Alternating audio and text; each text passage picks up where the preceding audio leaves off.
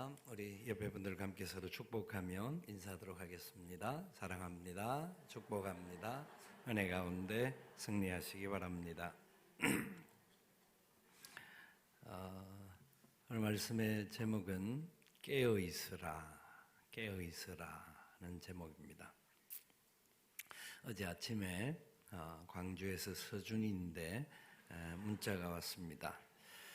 문자가 보낸 그전에도 많이 주간 중에도 몇 번 왔는데 어제 아침에는 특별한 내용이 왔어요.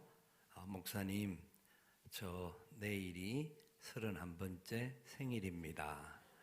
생일 축하 메시지 보내주시기 바랍니다. 그래서 축하한다. 항상 건강하고 행복한 삶을 살아가도록 하자꾸나 파이팅 하고 보냈습니다. 목사님 감사합니다. 사랑합니다. 답을 또 해왔어요. 조금 있다가 내일 석수교회 성도님들한테 오늘이 제 생일이라고 설교 시간에 말씀 드리세요 그러더라고요. 이 아이가 제 마음을 잘 알았던 것 같아요.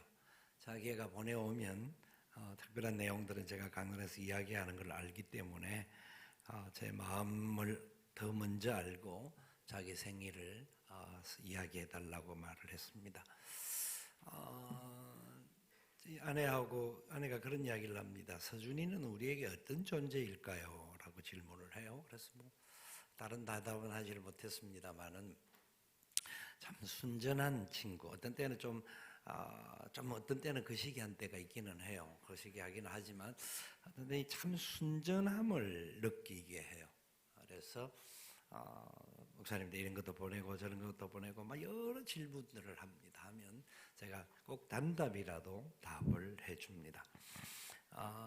참 그런 모습을 보면서 우리가 하나님 앞에 좀 순전한 모습을 가질 필요가 있지 않을까. 하나님 앞에 너무나 많은 것들로 포장되어 있는 우리 모습을 좀 더 생각을 해보면서 하나님 앞에 순전하게 나아갈 수 있는, 주께서 우리에게 명하시는 명령 앞에 믿음의 역사를 이루어갈 수 있는 그런 삶이 되었으면 얼마나 좋겠나 하는 생각을 해봅니다. 지난 한 주간 동안 특세와 또 금요 영성 집회, 이 모든 집회를 통하여서 우리가 하나님의 살아계심을 경험하고 함께 기도하면서 믿음의 역사 이루어갈 수 있도록 하나님 인도해 주신 것을 감사하며 걸어오는 시간들이었습니다. 우리가 2020년을 시작하면서 이 한 해의 첫 출발점을 다시 한번 기도로 시작하고 우리의 신앙이 한 걸음 한 걸음 더 주께 더 가까이 나아가는 그런 은혜와 놀라운 사랑의 역사가 나타나는 그런 한 해가 되기를 저와 여러분 모두가 소망하고 또 그렇게 되어지기를 간절히 축원합니다. 우리의 믿음이 더욱더 온전해지기 위해서 우리는 더욱더 주님께서 우리에게 말씀하시는 바가 무엇인지를 온전히 깨닫고 그걸 붙잡고 걸어갈 수 있어야 합니다. 오늘 우리가 읽었던 이 본문의 말씀은 깨어있으라고 주님께서 두 번이나 말씀을 하시면서 이 시대 속에 우리가 어떠한 방향으로 걸어가야 할 것인가 하는 것을 보여줍니다. 지난 주간에 예수님은 반드시 재림하십니다. 재림에 대한 이 말씀을 하면서 그리고 그 주님의 재림 전에 일어날 수 있는 많은 환난들이 여러 가지 위기들과 어려움들과 그런 안타까운 일들이 일어난다고 했습니다. 그러는 상황 속에서도 주님의 재림을 기대하는 사람들답게 어떻게 믿음으로 걸어가야 할 것인가 하는 것이 우리에게 얼마나 중요한 것인가를 살펴볼 수 있었습니다. 여러 가지 역사적으로 일어났던 사건들과 앞으로 일어날 사건들을 계속하여 우리는 주시하면서 걸어가야 합니다. 오늘 본문도 역시 마찬가지 지난주의 본문과 함께 연결되는 마지막 결론부와 같은 말씀으로서 주님이 두 가지로 말씀을 해주고 계시는데요. 하나는 28절부터 31절까지 말씀을 통하여서 시대를 분별하는 삶을 살아야 한다 하는 것을 이야기합니다. 무화과 나무의 비유를 배우라. 그래서 여름이 가까운 줄 알라. 여러분, 우리는 어떻게 하면 여름이 온 줄 압니까? 여름이 온 줄을 아는 것은 우리는 날이 더워지면, 와, 선풍기, 에어컨 뭐 이런 식으로 이제 여름을 경험하는데 이스라엘은 거의 뭐 사시사철이 덥습니다.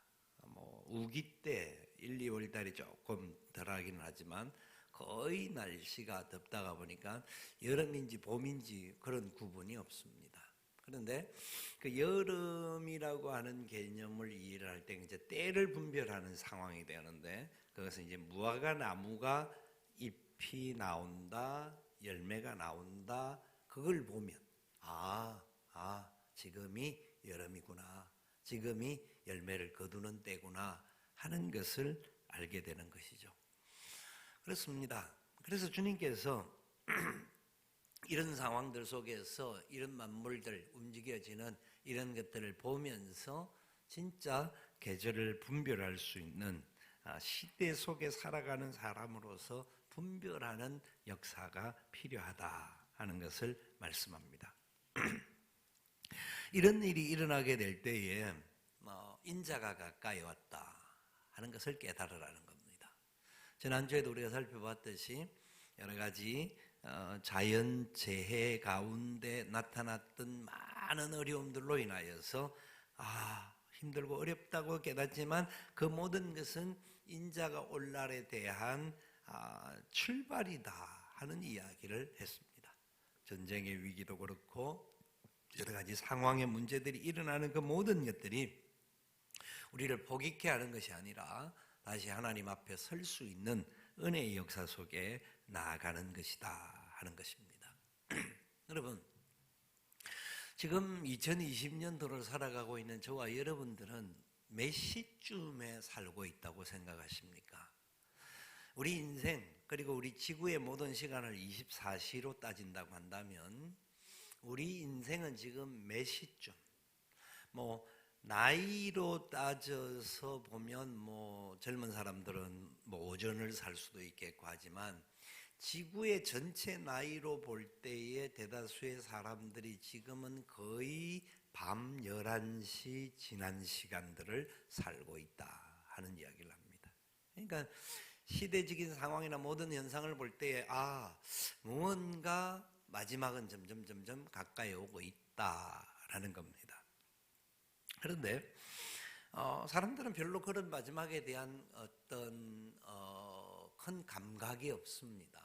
내 삶에 당장의 어떤 문제들이 부딪히지 않기 때문에 그냥 그런가 보다, 그냥 해가 지나갔다, 또 시간이 지나갔다, 이 정도밖에 느끼지 못하는 그런 상황들 속에 있는데 이 복음서 예수님께서는 그런 징조에 대해서 많은 상황들이 일어나는 것에 대해서 이야기를 하고 있습니다. 그러면서 사도 바울조차도 이 마지막 때에 일어날 일들, 고통당하는 때에 사람들 속에서 좀 더 우리에게 직접적으로 부딪히는 일을 사도 바울은 디모데후서 3장에서 마지막 때에 일어나는 고통의 때를 이야기하는 것이 있습니다. 디모데후서 3장 1절부터 5절까지 말씀을 보면 이런 내용이 나오는데요. 성경을 보실 분들은 보시고 앞에 나오는 것들을 같이 보도록 합니다. 같이 한번 우리 읽어보도록 합니다. 너는 이것을 알라. 말세에 고통하는 때가 이르러 사람들이 자기를 사랑하며 돈을 사랑하며 사랑하며 교만하며 비방하며 부모를 거역하며 감사하지 아니하며 거룩하지 아니하며 무정하며 원통함을 풀지 아니하며 모함하며 절제하지 못하며 사나우며 선한 것을 좋아하지 아니하며 배신하며 조급하며 자만하며 쾌락을 사랑하기를 하나님 사랑하는 것보다 더하며 경건의 모양은 있으나 경건의 능력은 부인하니 이 같은 자들에게서 내가 돌아서라. 말세에 고통하는 때가 있겠다. 말세에 고통하는 때가 있겠다라고 말씀합니다. 이게 주님이 말씀하셨던 그 큰 환란의 상황들도 이야기했지만 바울은 우리 개개인의 삶 속에서 부딪힐 수 있는 조목조목을 13가지를 들어서 말씀을 해요. 마지막 5절을 빼놓고 4절까지 자기를 사랑한다. 사람들은 지금은 누구보다도 자기를 사랑합니다. 남들에게 어떻게 되는 것보다 내게 유익이 된다고 한다면 진리와 상관없이 그것이 옳다고 생각하는 세상 속에 사람 살고 있습니다. 돈을 사랑하는 것은 과거 동서고금을 막론하고 항상 이 돈을 사랑했는데 요새 더더욱 이 돈에 대한 문제가 많습니다. 특별히 각 나라별로 일어나고 있는 전쟁의 위기들, 전쟁이 일어나는 모든 상황들이 다 경제적인 문제로 전쟁을 많이 일으킵니다. 석유 문제, 이런 모든 문제들이 경제적인 문제에서 일어나는 전쟁이기도 합니다. 자랑하는 거, 요사이는 과거에는 자랑 안 하는 것이 미덕이었는데 요새는 자기를 자랑하지 않으면 남이 알아주지 않는 세대가 된 것으로 우리는 생각하고 부풀려서 자랑하는 모습들이 많습니다. 교만하고 비방하고 부모를 거역한다.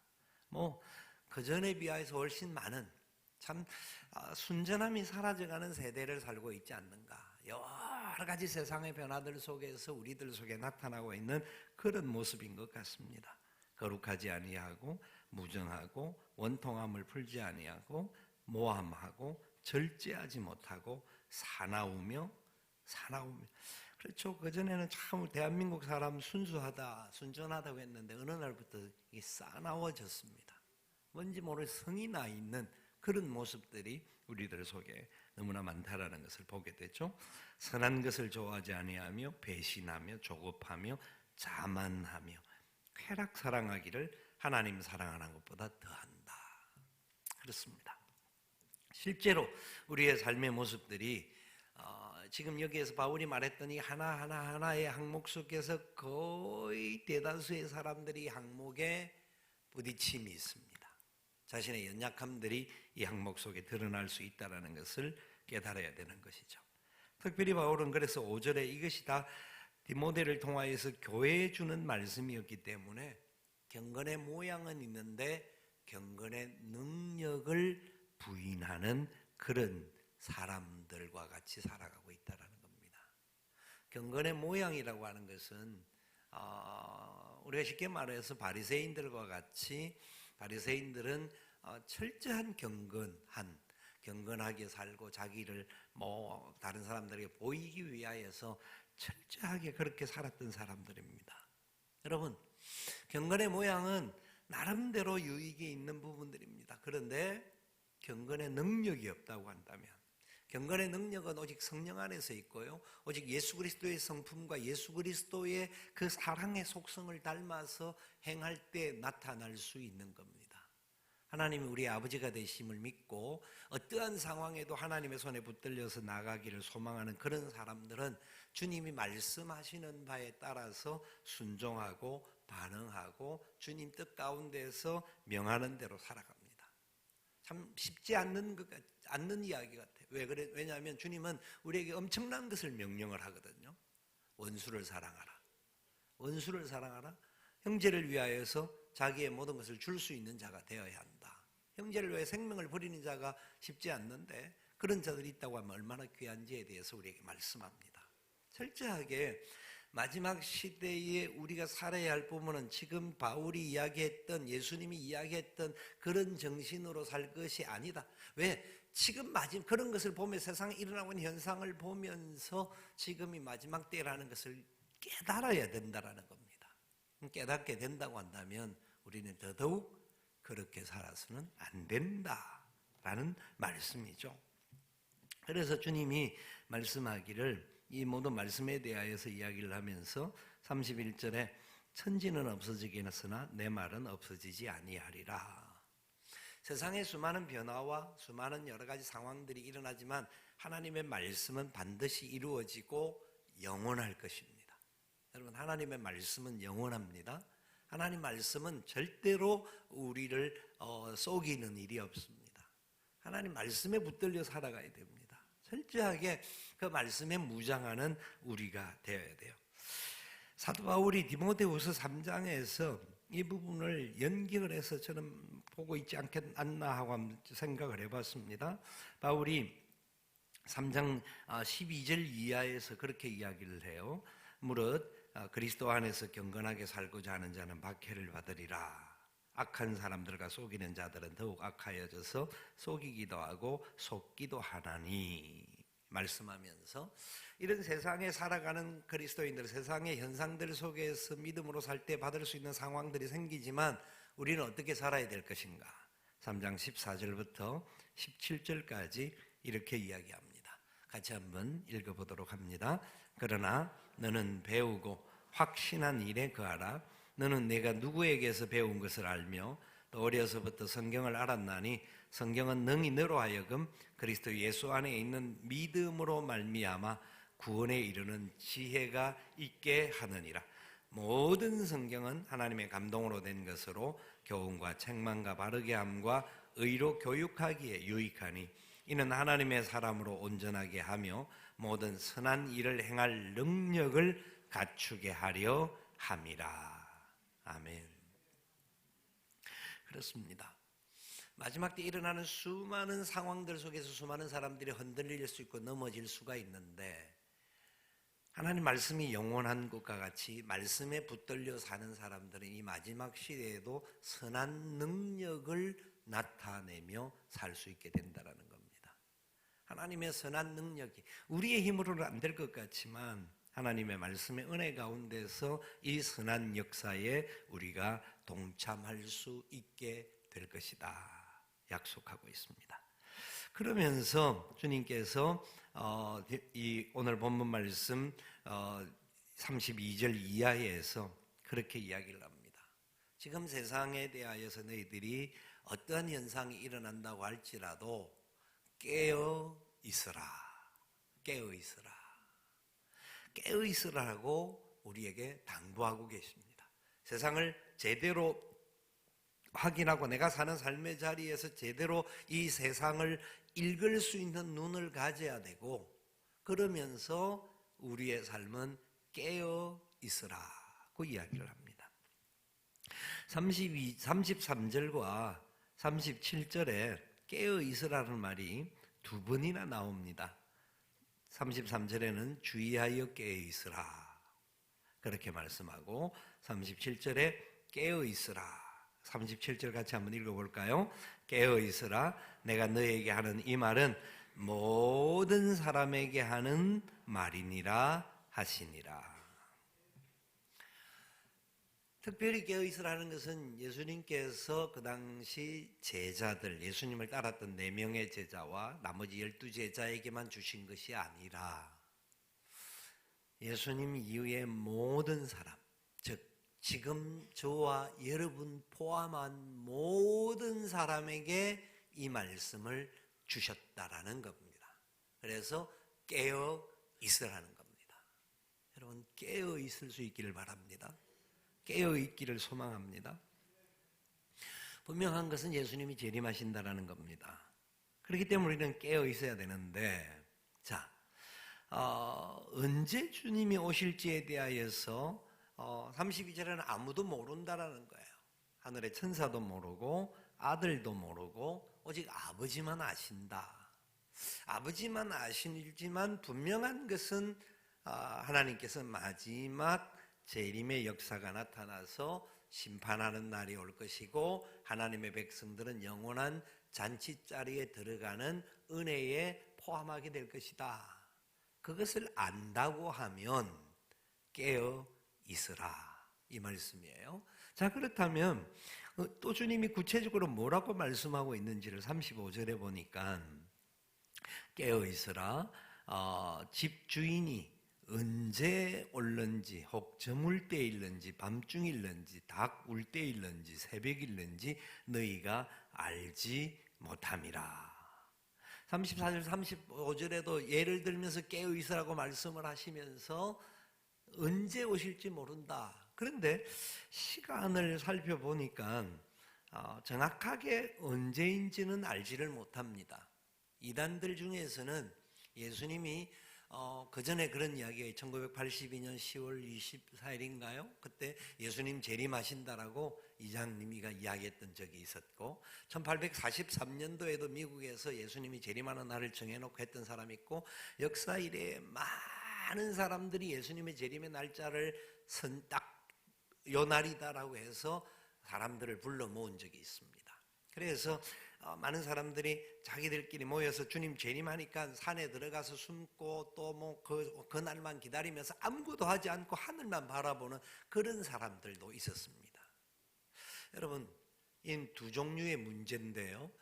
지금 말했던 사람들은 재림을 잘못 이해하고 재림이 분명히 오는 것은 맞는데 깨어있으라는 말을 의미를 몰라서 재림이라고 하는 날을 자기들이 찾아서 그냥 모든 사명을 다 팽개치고 그냥 하늘에서 감 떨어지기를 바라는 그런 마음으로 산으로 들어갔던 사람들입니다.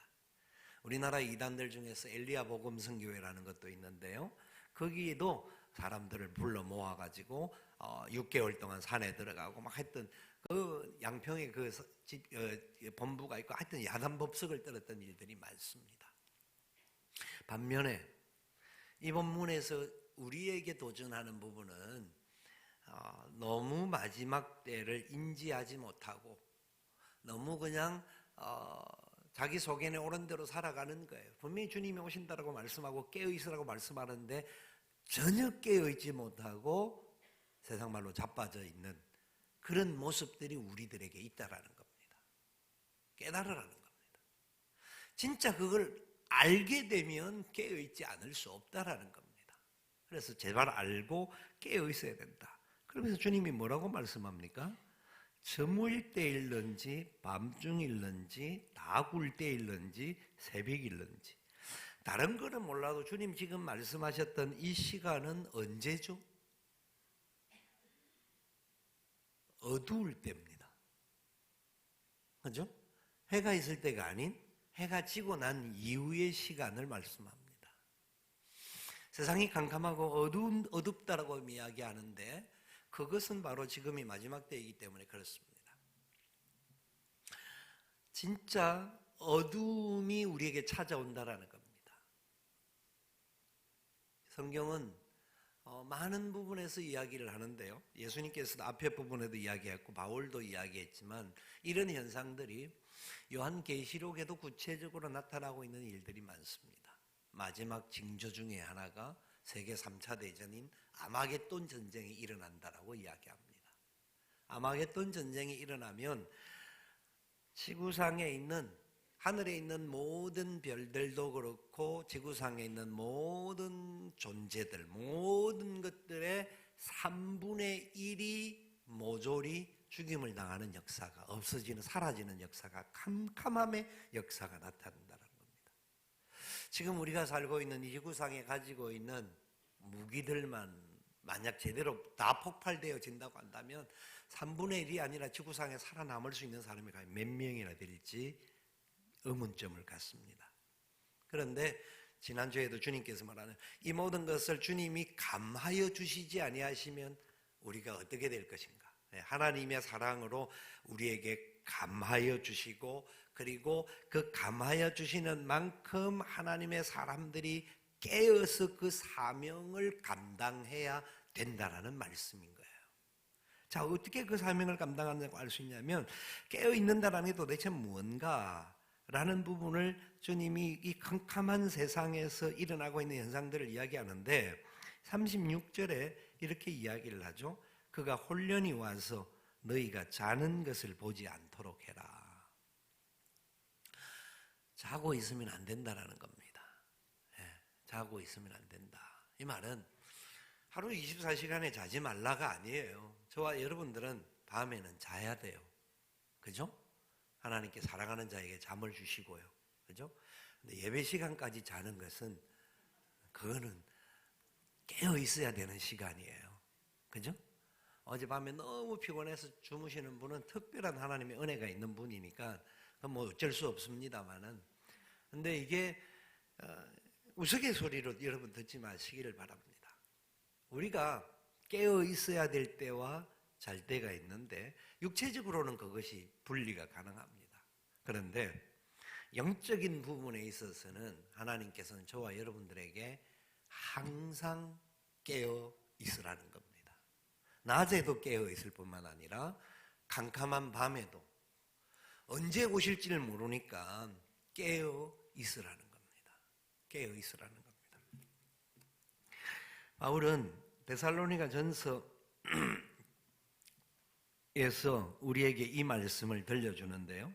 데살로니가 전서 5장에서 이렇게 말합니다. 형제들아, 5장 1절 이하에 보면 때와 시기에 관하여는 너에게 쓸 것이 없으면 주의 날이 밤에 도둑같이 이룰 줄을 너희 자신이 자세히 알기 때문이다. 자세히 알기 때문이다. 그들이 평안하다 안전하다 할 그때에 임신한 여자에게 해산의 고통이 이름과 같이 멸망이 갑자기 그들에게 이르리니 결코 피하지 못하리라. 형제들아, 너희는 어두움에 있지 아니하며 그날이 도둑같이 너에게 임하지 못하리니 너희는 다 빛의 아들이요 낮의 아들이라. 우리가 밤이나 어두움에 속하지 아니하나니 그러므로 우리는 다른 이들과 같이 자지 말고 오직 깨어 정신을 차릴지라. 5장에서 더 많은 부분에 뒤에도 계속 이야기를 합니다. 바울은 우리를 지칭하기를 주님이 깨어있으라고 하는 말씀을 좀 더 구체적으로 명시하면서 우리는 낮에 속한 자들이다. 그러니까 하나님의 백성들이 가게 되면 캄캄함이 물러가는 역사가 일어나게 될 것임을 말합니다. 그래서 우리를 빛과 소금이라고 이야기하는 겁니다. 그래서 주님께서 오늘 이 본문의 말씀에도 너희가 자는 것을 보지 않도록 해라, 자는 것을 보지 않도록 해라 라고 하는 말씀 속에는 깨어 있어야 할 자리에서 반드시 깨어 있어야 된다라는 말씀입니다. 너희들에게 그 사명이 맡겨져 있다라는 겁니다. 여러분, 예수님께서 겟세마네 동산에서 기도하실 때 주님이 그 마지막 깊은 밤을 보내시면서 하나님을 향하여서 깨어 기도하셨습니다. 내일이면 그 잔을 받기 위해서. 그때 제자들에게도 같이 기도하자고 이야기했습니다. 깨어서 같이 기도하자 하니까 제자들 너무 피곤한 거예요. 주님이 내일 십자가에 달리시는 사실을 잘 모르니까 경각심을 갖지 못하여서 육신의 힘에 의하여서 기도의 자리에 간 그들일지라도 졸게 되고 자게 된 거예요. 주님께서 말씀하셨어요. 1시간이라도 깨어 있을 수가 없느냐, 1시간이라도 깨어 있을 수가 없느냐라는 이야기였습니다. 여러분, 저는 우리가 깨어 있는 것 중에 가장 중요한 요소가 있다고 한다면 이 예배의 자리가 깨어 있는 가장 좋은 자리라고 믿습니다. 하나님 앞에 예배하는 이 시간이 우리에게는 최상의 깨어 있는 자리인 겁니다.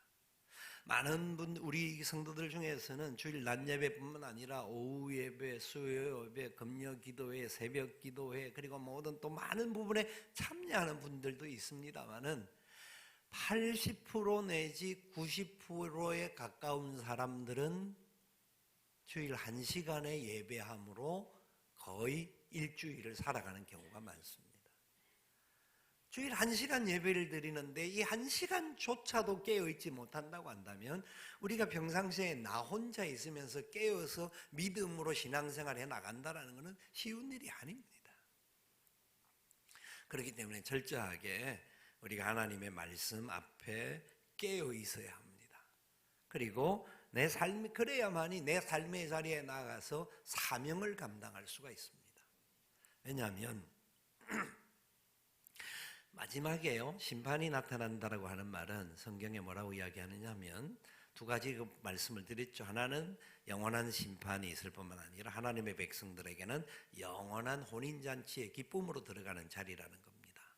이런 역사가 일어나는데 그렇게 되는 과정에서 많은 환난과 핍박과 전쟁과 지진과 기근과 많은 고통이 오는데 이런 것은 시작이라고 말했습니다. 이것이 전부가 아니고요, 한쪽에 뭘 또 말씀하냐면 주님이 사명을 맡은 자들이 그 사명을 가지고 세상에 하나님의 택한 백성들을 살려내는 그 일이 완성되어져야 주님의 재림이 온다라는 거 말씀했습니다. 그러니까 무슨 말입니까? 하나님의 백성들이 깨어서 자기 사명을 감당할 때에 비로소 모든 것이 맞춰진다라는 겁니다. 저와 여러분들이 이 땅을 살아가는 시간이 그냥 뭐 1년이 왔으니까 또 시작한다. 또 조금 있으면 또 1월달도 지나가고 2월달, 3월 그냥 다람쥐 쳇바퀴 돌듯이 돌아가는 삶이 되라고 말하는 게 아니라는 겁니다. 내가 있는 삶의 자리에서 깨어 있으라는 겁니다. 여러분의 가정 안에서 여러분들이 깨어 있는 제사장들이 될 수 있기를 바랍니다. 여러분의 직장 안에서 여러분들이 깨어있는 선지자들이 될 수 있기를 바랍니다. 여러분이 만나는 세상의 많은 사람들 속에서 그래 세상은 무정하고 속이고 야비하고 싸납고 막 이런 요소들이 많을지라도 예수 믿는 저와 여러분들은 깨어있는 자들답게 낮에 속해 있는 자들답게 예수 그리스도의 성품을 닮은 자들로서 내 삶의 자리에서 소금과 빛의 역할을 감당할 수 있기를 바랍니다. 등불이 되어줘야 합니다. 그래야 세상은 막 힘들다 어렵다 문제가 많다 2020년도 세상이 어떻게 될지 그 누구도 장담 못한다고 저는 생각합니다. 어떤 일이 일어날지도 모른다고 봅니다. 그러나 분명한 것은 깨어있는 하나님의 백성들이 존재하는 이상 하나님은 우리를 책임져 주실 것입니다.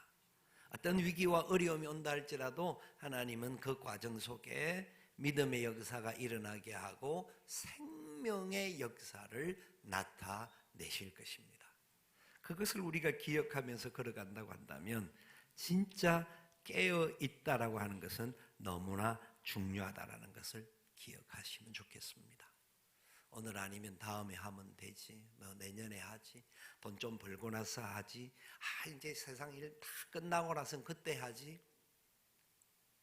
시간은 우리를 기다려주지 않는 것 같습니다. 지금 오늘 내가 있는 그 자리에서 깨어있는 저와 여러분 되시기를 주님의 이름으로 축원을 드립니다. 우리 함께 일어나셔서 찬양하며 기도의 자리로 나아가겠습니다.